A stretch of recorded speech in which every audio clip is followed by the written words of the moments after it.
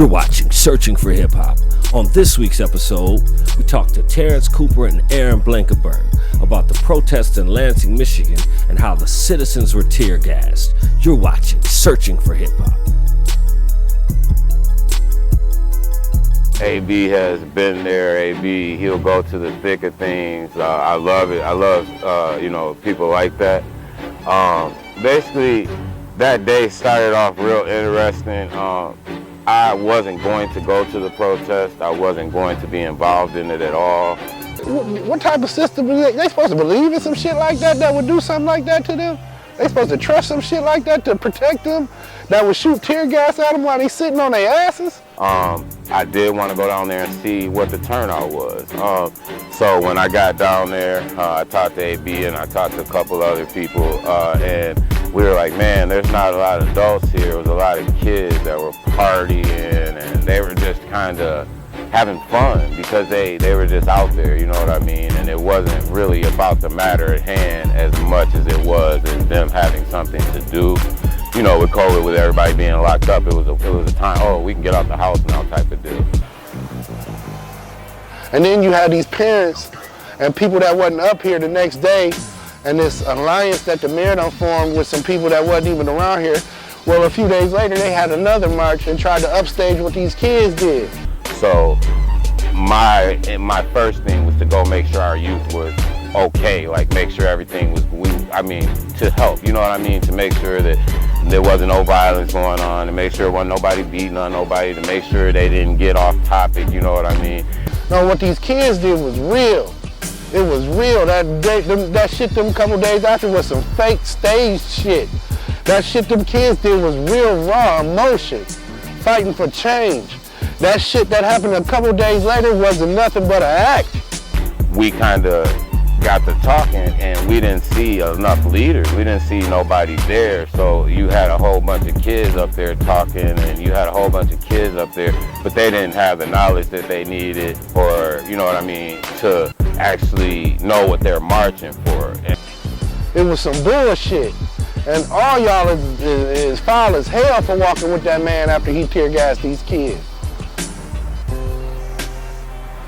Wasn't shit peaceful about that when he tear gassed these kids. And so it was kind of like a bunch of kids on an ill mission out there. And that's what it started out as. So a couple of older cats did get on the microphone. I did take on the microphone and I did talk to the kids for a brief second and explain to them how that Lansing police as a whole, like Chief Green and those guys, they're not that bad. We don't deal with a lot. I know we see a lot of stuff about the numbers and how many blacks get pulled over and stuff. Well, they patrol a predominantly black area, so it's going to be like that. I think that we have more problems with the police as far as like once we drive to the outskirts or once we get out of Lansing city limits. That's where a lot of people have had most of their issues with. And then he gonna stage some shit a couple days later, like this is how they supposed to do it. No, fuck that. And y'all roll with that shit? Nobody that was down here would have rolled with no shit like that.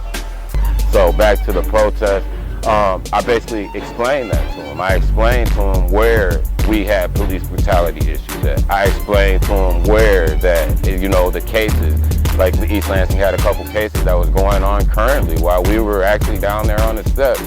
East Lansing was fighting, Tito, the guy that got beat up for the unruly arrest or whatever. So I said, if you guys are gonna march or something, just have a reason to march. And I explained to him that this was not a one-day fight. This was not just gonna be something that we could go march and tear up everything and then, it's over. It's more to that than this. And that's kind of where I took some real change. Some real change has to be made.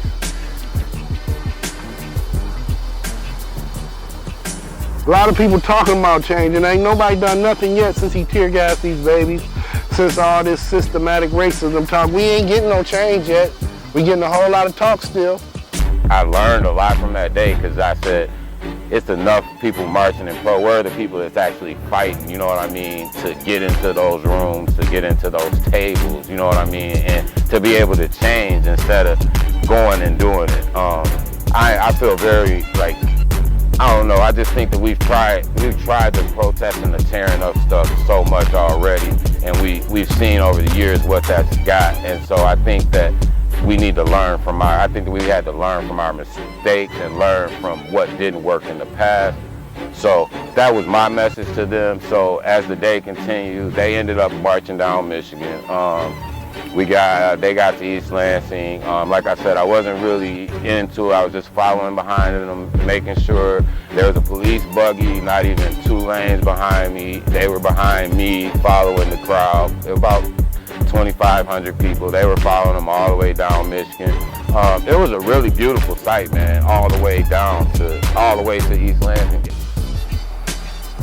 And then you go talking to people and asking people that's part of the problem, like, come on, man, come on.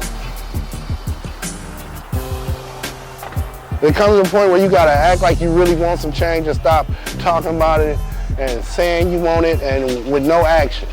It was a beautiful thing. Michigan was covered when you couldn't get through.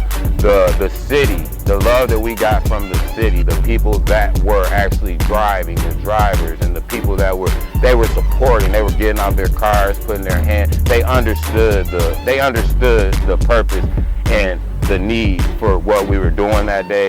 We had so many people jump in. I'm talking about white, black, Chinese that were just jumping in and coming to walk. And then, like I said, so I followed behind, I made sure, and it was a lovely thing. Nothing on the way to East Lansing, going down Michigan, eastbound, no problem. It was just marching. They were saying George Floyd's name, they were saying Breonna Taylor's name, no peace, no justice, you know what I mean? It was just it was a peaceful protest, and, you know, we got to East Lansing, and we got a little stuck. Like, it was like I don't know, the devil came out, you know what I mean? It was like, no, y'all got to stop right here type of deal. When in reality, what they were just trying to do is march and make a turn, and they wouldn't let them march and make a turn. So back to AB, he talked to the captain, I talked to the captain, and they ended up letting us go through. But before I go on for that, I like to say this. If you drive out to East Lansing right now, I guarantee you there's 12 cars in that parking lot. But they knew that we were coming, and there was only 1 buggy left in that parking lot. There was 1 buggy left in that one police cruiser in that parking lot. So it was like they kind of left the kids something to tear up, you know what I mean? And I'm not saying that made it right to tear up that police car or nothing, but I've just seen so many times to where there's 24 and 30 police cars out there at a time, and this one day there was only 1 police car on a Sunday, which was just kind of, you know.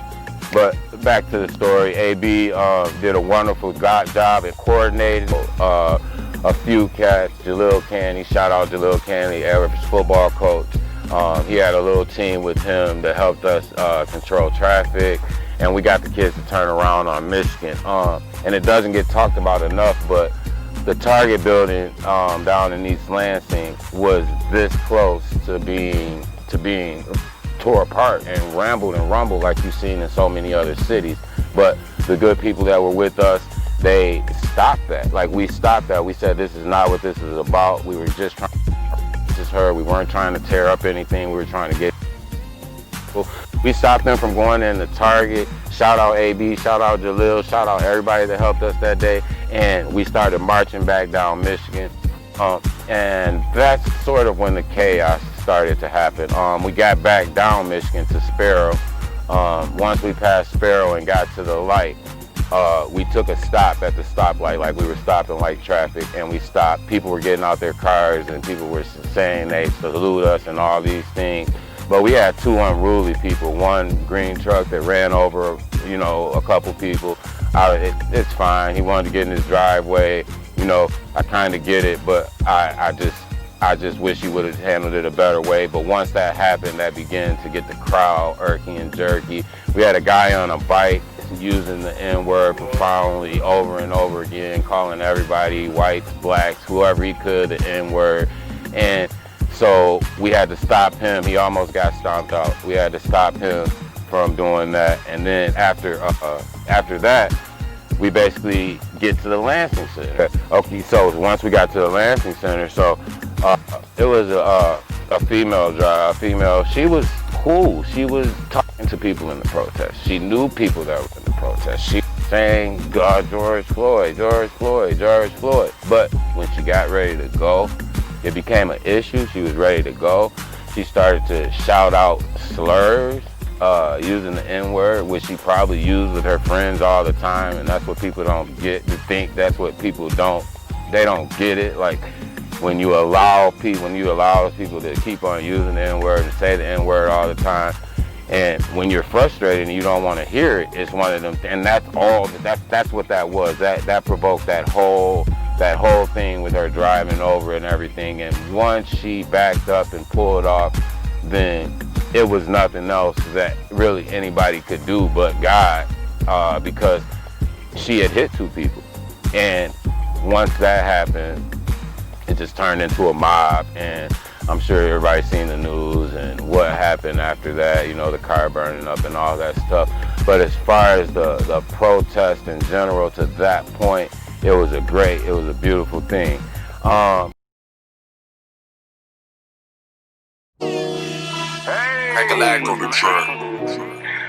fun, y'all. They don't know what them Coopers doing what I was called to do. Yeah. Cam just walk in. I done prayed about this. I've been waiting on this. I'm thanking God for this. I told the book about this. They gon' be mad about this. It ain't no devils in this. Ain't no religion in this. It's only God in this. Cause I done prayed about this. I've been waiting on this. I'm thanking God for this. I told the book about this. They gon' be mad at it. It ain't no devils in it. Ain't no religion in it. It's all God in this. Cause I done prayed about this. I've been waiting on this. I'm thanking God for this. I told the book about this, they gon' be mad at it. It ain't no devils in it, ain't no religion in it. It's all God in this. Check me out, now I flow, now I'm focused, I ain't glow. Might not catch this, I don't know. This is God, watch it, yo. Told the boys got some flow, where your message tell me, bro. This is just the Holy Ghost. Now I got it, I won't let go. Watch my actions, they'll show. It is God, you don't know. It's His power to get it sold. At the end of the day, it's all about souls. Got the law, wanna know. On my blood, I'ma let them know everything He told me, yo. Everything He told me for. I done prayed about this. I've been waiting on this. I'm thanking God for this. I told the book about this. They gon' be mad about this. It ain't no devils in this. Ain't no religion in this. It's only God in this. Cause I done prayed about this. I've been waiting on this. I'm thanking God for this. I told the book about this. They gon' be mad at it. It ain't no devils in it. Ain't no religion in it. It's all God in this. Cause I done prayed about this. I've been waiting on this. I'm thanking God for this. I told the book about this. They gon' be mad at it. It ain't no devils in it. Ain't no religion in it. It's all God in this.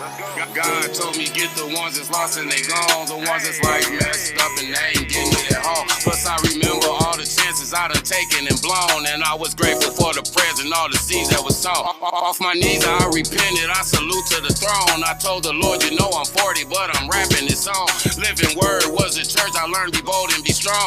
Pastor Chuck and Pastor Root, all the seeds done grown. I done prayed about this. I've been waiting on this. I'm thanking God for this. I told the book about this. They gon' be mad about this. It ain't no devils in this. Ain't no religion in this. It's only God in this. Cause I done prayed about this. I've been waiting on this. I'm thanking God for this. I told the book about this. They gon' be mad at it. It ain't no devils in it. Ain't no religion in it. It's all God in this. Cause I done prayed about this.